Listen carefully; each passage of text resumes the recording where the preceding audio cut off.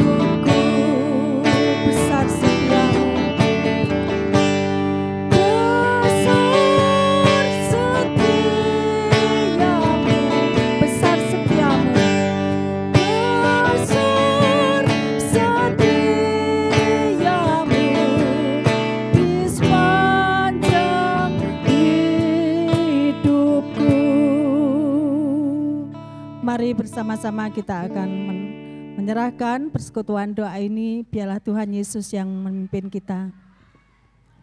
Bapa yang kami sembah di dalam nama Tuhan Yesus Kristus, Allah kami yang bertahta di dalam kerajaan surga yang mulia, Allah yang maha kuasa, Allah maha besar, pencipta langit dan bumi beserta isinya. Saat ini Tuhan, kami datang menghampiri tahta-Mu, membawa hati kami, membawa hidup kami sebagaimana kami ada. Kami menaikkan segala puji, hormat dan syukur kehadirat-Mu ya Tuhan, atas kasih, anugerah, kemurahan Tuhan yang Tuhan berikan dalam kehidupan kami. Mengucap syukur kalau sepanjang hari ini kami boleh menikmati anugerah Tuhan. Tuhan izinkan kami untuk beraktivitas, melakukan pekerjaan yang Tuhan percayakan di dalam kehidupan kami masing-masing. Dan kesempatan malam hari ini Tuhan, kami bersyukur karena Tuhan berikan kesempatan waktu untuk kami boleh bersekutu di dalam doa. Namun kami berdoa Tuhan, kami menyadari dalam kehidupan kami masih banyak kekurangan dan kelemahan. Oleh sebab itu pada saat ini Tuhan kami berdoa, ampunilah dosa-dosa kami, kekurangan kelemahan kami yang kami lakukan sepanjang hari ini Bapa. Dan saat ini kami berdoa, menyerahkan sepenuhnya dalam otoritas Tuhan. Tuhan pimpinlah kami dalam persekutuan doa ini. Biarlah Tuhan memberkati kami, Tuhan dengar setiap suruh doa kami yang kami naikkan ke hadirat-Mu. Tuhan pimpin kami dari awal sampai pada akhirnya. Di dalam nama Tuhan Yesus Kristus kami berdoa dan mengucap syukur. Haleluya. Amin. Bapak Ibu Saudara, mari kita akan terus menyembah Tuhan lebih dalam. Kita akan katakan sungguh besar setiamu Tuhan, nyata di sepanjang hidupku.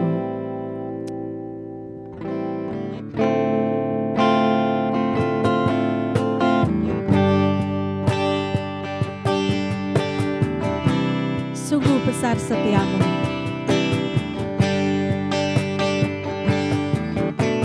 Sungguh besar setiamu, nyata di sepanjang hidupku. Darah-Mu telah layakkan kehidupanku.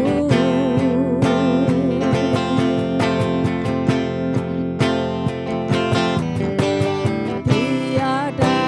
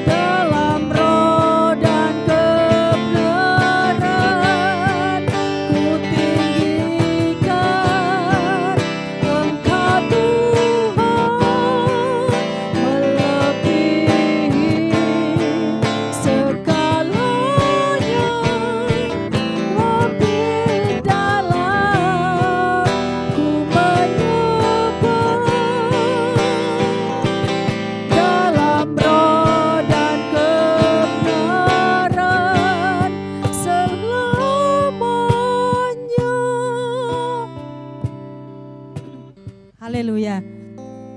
Bapak, Ibu, Saudara dan kasih dalam Tuhan Yesus, kita sudah menaikkan puji-pujian dan penyembahan kepada Tuhan. Pada saatnya kita bersama-sama akan membuka hati kita untuk mendengarkan kebenaran firman Tuhan yang akan disampaikan oleh hambanya, yaitu Bapak Eri Budi Laksono. Mari kita akan bersama-sama dengan menyiapkan hati kita menaikkan pujian. Kusiapkan hatiku Tuhan.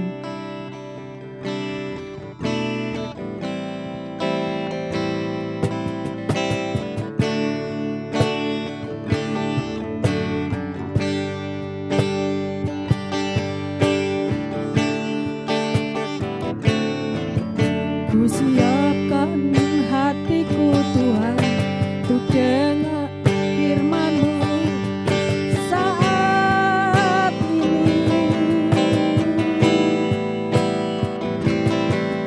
Ku sujud menyembah-Mu Tuhan, masuk hadirat-Mu saat ini.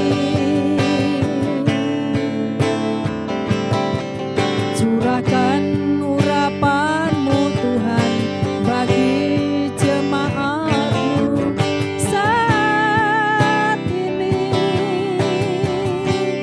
Ku siapkan hatiku Tuhan untuk dengar firman-Mu.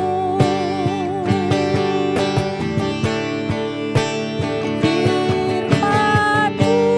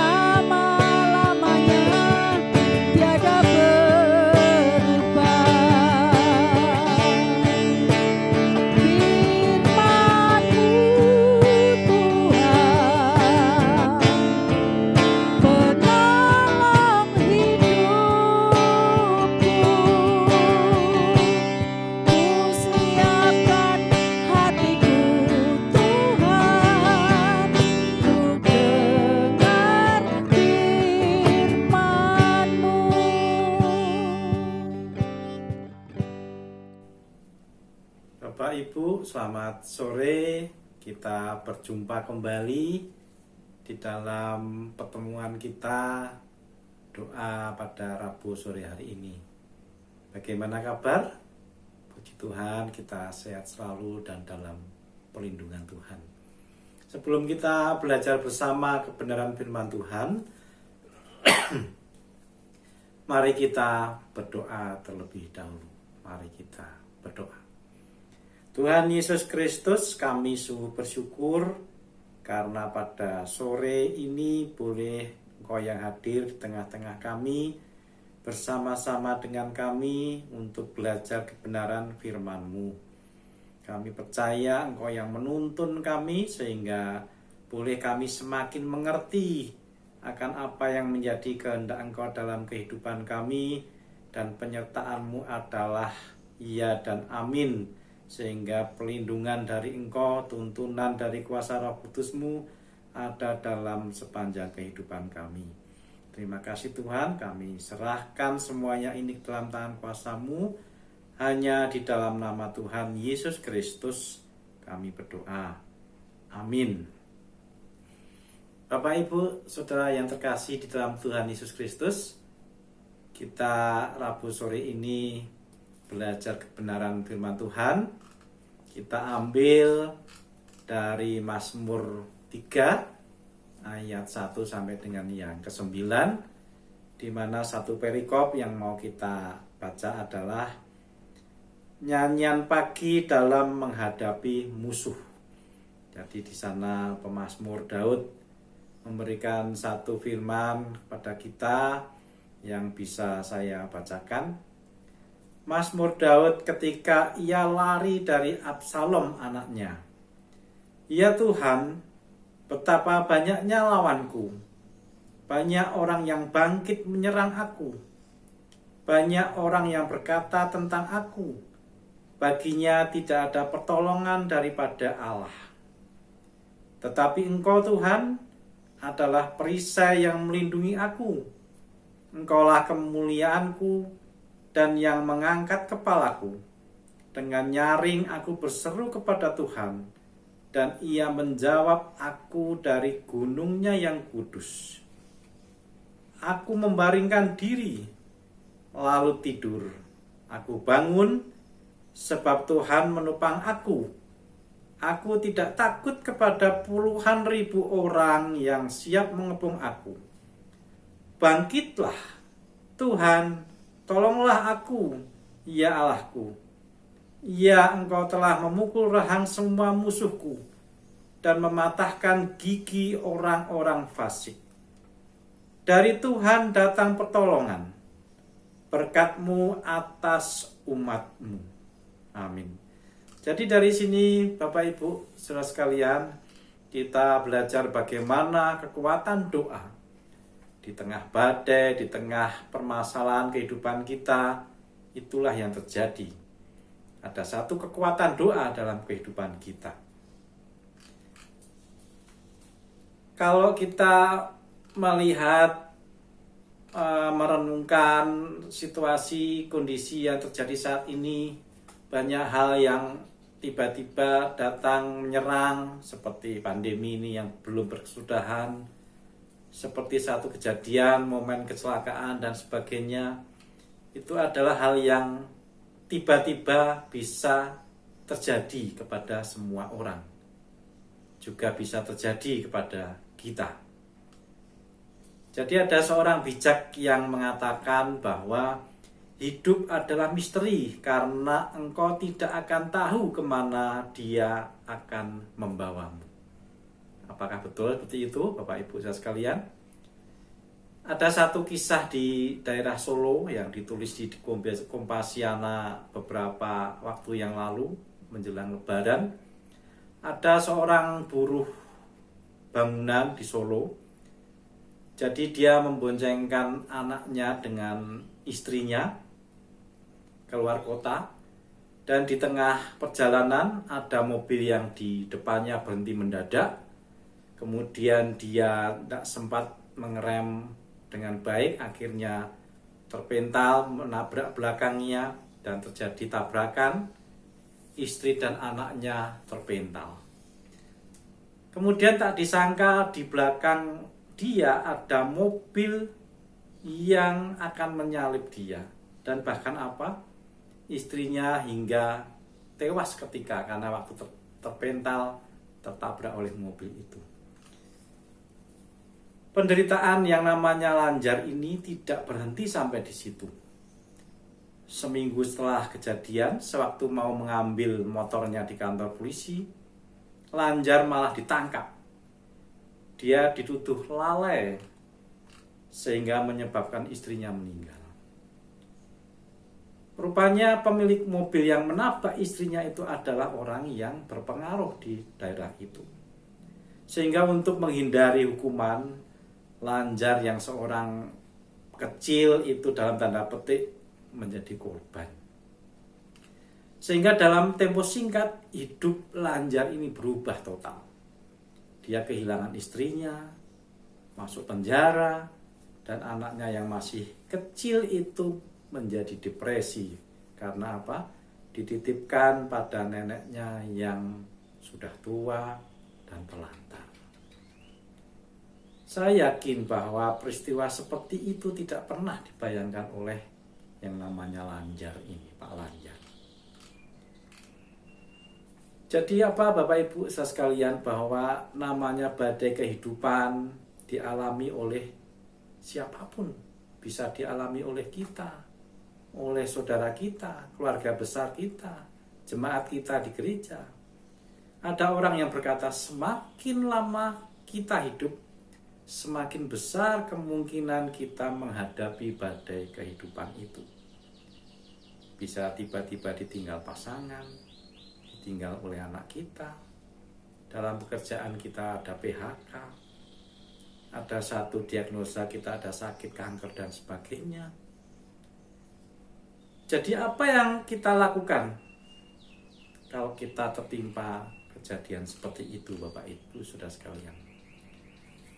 Kita bisa melihat apa yang menjadi situasi Daud ketika mengalami badai hidup saat itu. Yang pada kenyataannya tidak ada seorang pun yang kebal terhadap badai kehidupan ini.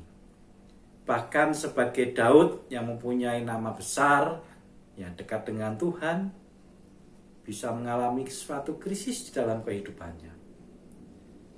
Mazmur ini merupakan ungkapan hati Daud ketika dia harus meninggalkan semua kenyamanan hidupnya yang datang secara tiba-tiba akibat apa? Dari pengkhianatan dari anaknya sendiri yang namanya Absalom.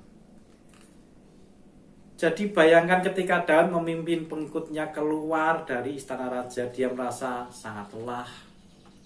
Membayangkan bagaimana penderitaannya, hidupnya dikejar-kejar lagi seperti masa mudanya dulu. Dan kalau kita lebih lanjut baca di dalam 2 Samuel 15 ayat 17, kisahnya Daud juga sangat terpukul. Di sana sampai dikatakan sakit hati seperti beruang yang kehilangan anak di padang. Sangat luar biasa satu penderitaan yang dia alami.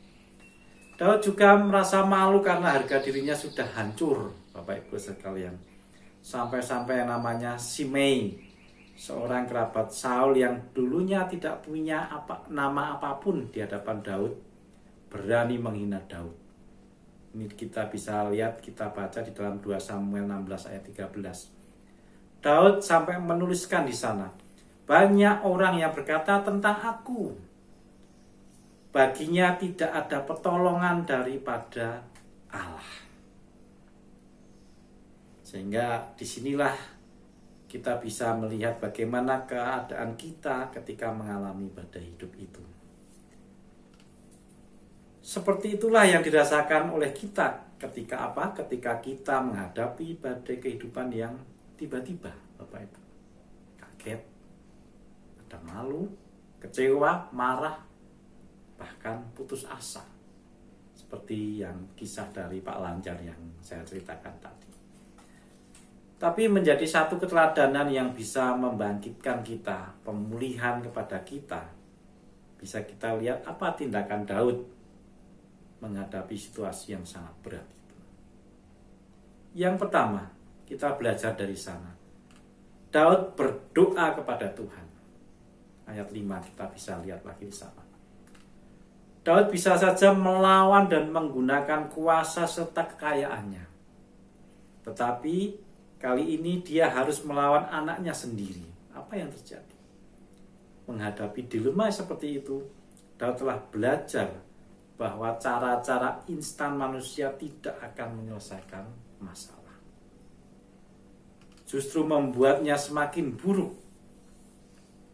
Kita lihat di dalam 2 Samuel 12 ayat 9-10. Bagaimana Daud dihukum Tuhan setelah membunuh Uria demi menutupi dosanya dengan perselingkuhannya dengan Batseba. Daud juga telah belajar bagaimana Tuhan memberi jalan keluar dengan mengirim Abigail ketika dia dan pengikutnya hampir saja membunuh Nabal dan mendapat murka dari Tuhan. Diceritakan dalam 1 Samuel ayat yang kedua, pasal yang 25. Jadi seberat apapun persoalan hidup kita, Jangan cepat-cepat berpikir masalah kita tidak ada solusinya. Jangan juga berpikir tidak ada lagi rekan atau teman yang mau menopang kita dalam kesulitan. Ingat, kita mempunyai Bapa yang senantiasa membuka telinganya untuk mendengarkan persoalan kita sebagai anak-anaknya. Di dalam perjanjian baru kita bisa lihat di dalam 1 Petrus 3 ayat 12. Sebab mata Tuhan tertuju kepada orang-orang yang benar, dan telinganya kepada permohonan mereka yang minta tolong. Tetapi wajah Tuhan menentang orang-orang yang berbuat jahat. Jadi sangat tegas, tidak ada abu-abu di sana. Hitam-hitam, putih-putih ditegaskan oleh Allah dalam firman-Nya. Ketika kita menghadapi badai kehidupan ini, jangan lari dari Tuhan, melakukan hal-hal yang bodoh yang justru akan melawan Tuhan. Tetapi di sini yang kita baris bawahi adalah larilah kepada Tuhan, karena Dia siap mendengarkan apapun persoalan hidup yang kita alami. Jadi kata kuncinya adalah jangan lari kepada Tuhan, jangan lari dari Tuhan, tetapi larilah kepada Tuhan. Jadi dari dan kepada di situ sangat beda artinya. Dengan berdoa Daud menunjukkan imannya kepada Tuhan. Dan kita kalau belajar dari masa kecilnya, Daud sudah bergaul intim dengan Tuhan sehingga tahu betul siapa Tuhan. Waktu menghadapi Goliat, bagaimana di sana mempunyai satu peran yang besar yang mengubah sejarah waktu itu. Kemudian yang kita bisa lihat bahwa apakah kita mempunyai iman bahwa Tuhan hadir dalam bekerja aktif di dalam kehidupan kita. Jadi bahwa ada satu kondisi yang kita datang dalam doa kepada Tuhan. Ada satu keteladanan bagaimana Daud juga mencontohkan kepada kita, ada kebeserahan kita, kebeserahan Daud waktu itu. Jadi di sanalah kita akan tahu bahwa bila kita mempunyai iman yang kuat kepada Tuhan, Tuhan hadir dan bekerja aktif di dalam kehidupan kita. Jadi di dalam semangat kita, perjuangan kita menghadapi pencobaan, badai kehidupan, inilah yang menjadikan satu pembelajaran yang bisa kita ambil pada sore hari ini. Jadi seberat apa badai kehidupan yang kita alami, Rasul Paulus juga menuliskan, siapakah yang akan memisahkan kita dari kasih Kristus? Penindasan atau kesesakan, atau penganiayaan, atau kelaparan, atau ketelanjangan, atau bahaya, atau pedang. Yang artinya apa, Pak? Tidak ada satupun kejadian di dalam kehidupan manusia yang mampu menghalangi kasih Kristus. Tuhan kita terlalu kuat untuk dikalahkan akan hal-hal seperti itu. Dari sinilah bahwa satu perjuangan hidup sampai satu kondisi, apakah kita perlu atau boleh berusaha? Itu menjadi pertanyaan kita. Sudah ada doa, ada keberserahan, tapikah apakah ada unsur berusaha juga dalam kehidupan kita? Justru berusaha adalah salah satu bukti bahwa kita mempercayai Allah akan memberi jalan keluar. Jadi Daud pun tetap menjalankan strategi, jadi ada satu usaha yang dia jalankan. Tetapi di tengah usahanya, Daud tidak menggantungkan diri kepada strategi itu. Daud justru berkata, dari Tuhan datang pertolongan. Jadi dari sana, mendekat pada Tuhan, mengubah cara pandang kita. Kita ada satu ketenangan, kita ada satu damai sejahtera, kita ada satu sukacita, kita ada satu kondisi yang semakin intim dengan Tuhan, dan dari sanalah apa yang menjadi kekuatan dari Tuhan bekerja atas kehidupan kita.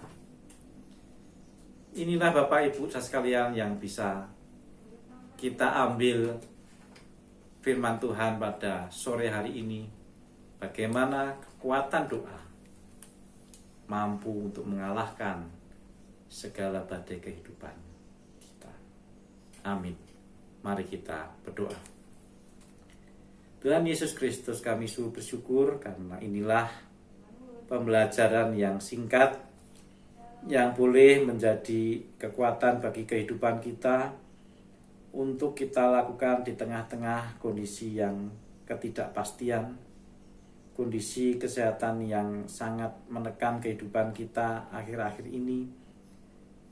Boleh kiranya Tuhan yang kita hadirkan senantiasa dalam kehidupan kita, Roh Kudus yang menuntun, dan kita berserah dengan segala kekuatan dan usaha kita, dan kiranya iman kita ditumbuhkan dengan kekuatan dari Tuhan semata. Terima kasih Tuhan Yesus Kristus. Inilah tuntunan firman-Mu yang boleh kami terima pada sore malam hari ini. Kami berdoa dan mengucap syukur. Haleluya. Amin. Firman Tuhan sudah kita dengar bersama-sama. Mari kita tiba saatnya kita akan masuk di dalam doa, di dalam kelompok kita masing-masing, di dalam rumah kita masing-masing. Namun sebelumnya mari kita akan mengangkat satu pujian bahwa mujizat itu masih ada. Kita meyakini Bapak Ibu Saudara, kalau kita berserah penuh pada Tuhan, mujizat itu masih ada sampai saat ini dan seterusnya. Mari kita katakan, tak terbatas kuasa-Mu Tuhan.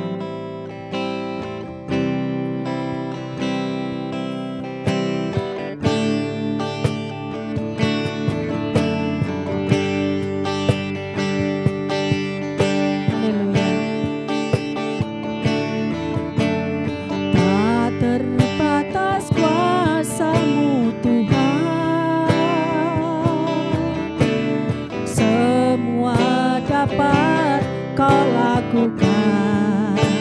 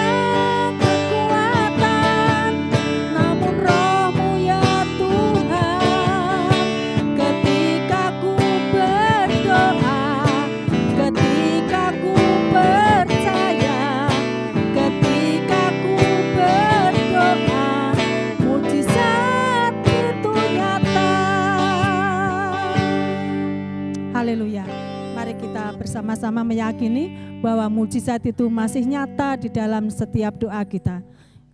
Mari kita akan berdoa bersama-sama. Tuhan Yesus memberkati.